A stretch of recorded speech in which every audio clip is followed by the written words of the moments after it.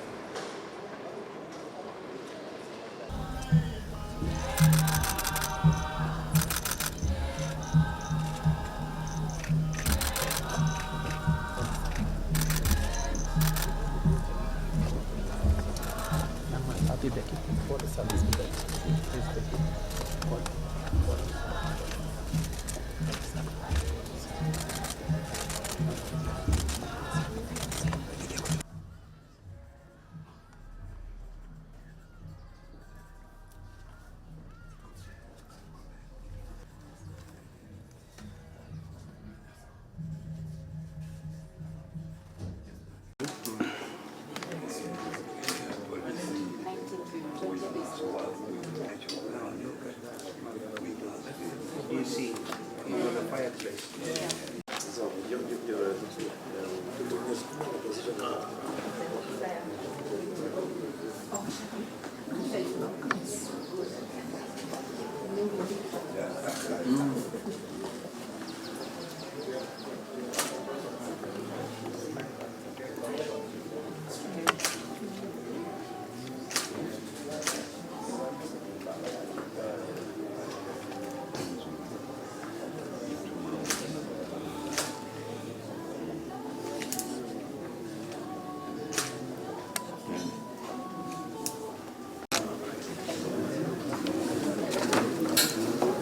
If there is one appointment that I made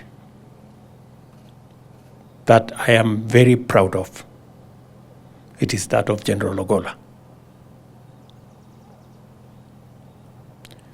Because he deserved the appointment.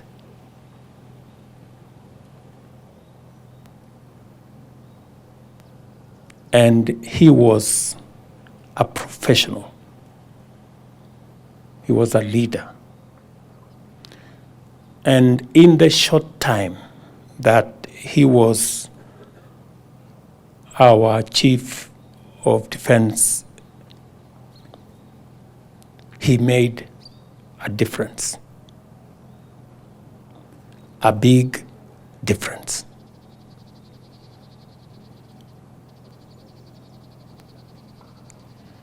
A very big difference.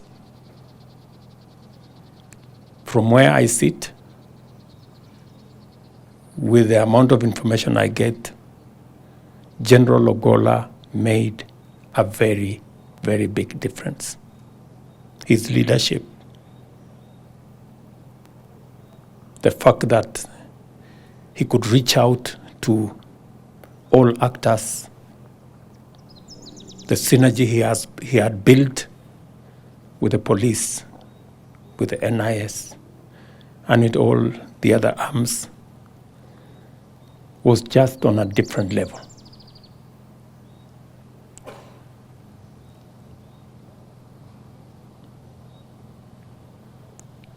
The fact that over the last 1.5 years, we've had very minimal terrorist incidences in the country. It's because General Ogolla was smart. He knew what to do. He provided leadership. Late into the night, he would call to brief and to get clearance. I must say I had a wonderful team at Defense Headquarters, from the minister to all the actors and General Ogolla was at the center of it.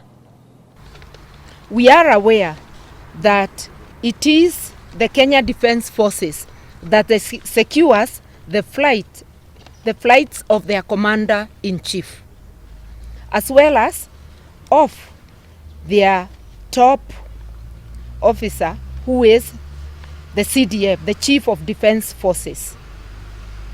They have done so successfully since independence, and yesterday's accident was unprecedented. We are therefore saying that this is of great concern to all Kenyans. It needs serious investigation, and it raises pertinent concerns about our the safety of our airspace, and especially of our disciplined forces. We need a serious relook into our security equipment, especially the aircraft, and we need to undertake a complete overhaul. Yesterday's unfortunate accident needs expeditious investigations, and this will not only help ease the already tense and anxious feelings of Kenyans, but it will put an end to any speculation. The investigations must be open and reports made to the public.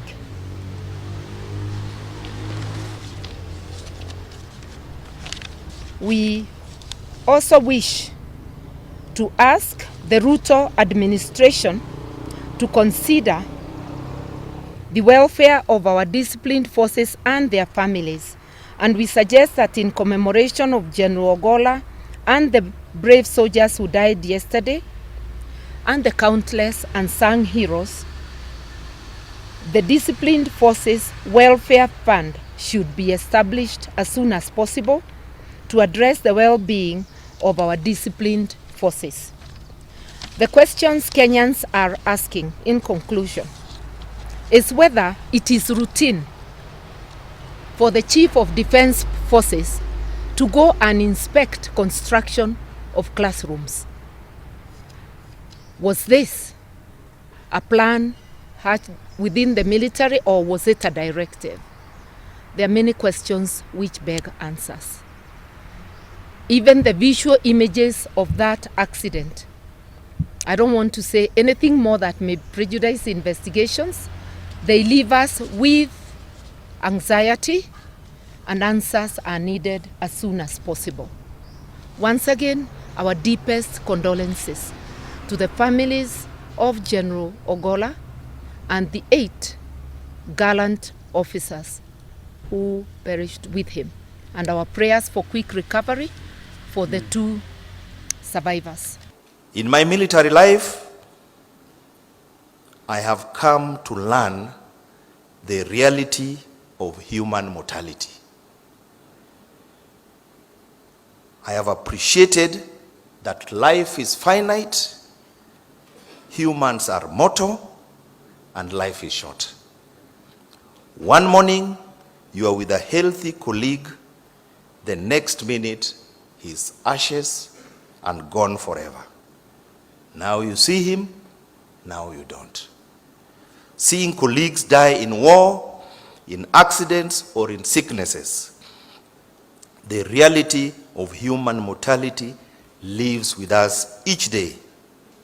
The remembrance parades, the funeral rites, imprints in us the eventual end of life and service, whether as a serving person or as a veteran. These final motions we go through imprints in our minds the reality of the end of life on earth. One verse that comes to memory every time I witness these motions, and some I witnessed even this week. John 11:25, where Jesus said to her, I am the resurrection and the life. He that believes in me, though he dies, yet shall he live. This gives me the assurance that life on earth is in God's hands. So, and when it ends, because of my faith, I know, yet shall I live. I'm seeing very many sad faces, but General would just be wondering what people are so sad about, especially since he has prepared us for this day for a very long time.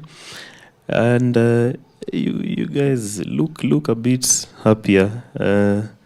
We as a family are leaning on his faith, on our own faith, and on the faith of Jesus Christ, which was his corner rock and stone for everything. And General is in a good place. I got to see him both yesterday and today, as you've heard, when I was going to try get his belongings.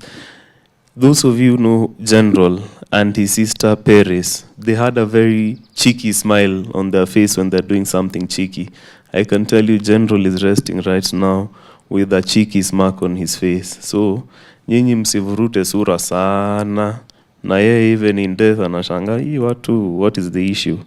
It's going to be well for all of us. Poleni sana, everyone here had a personal relationship with him. Feel welcome and karibuni sana.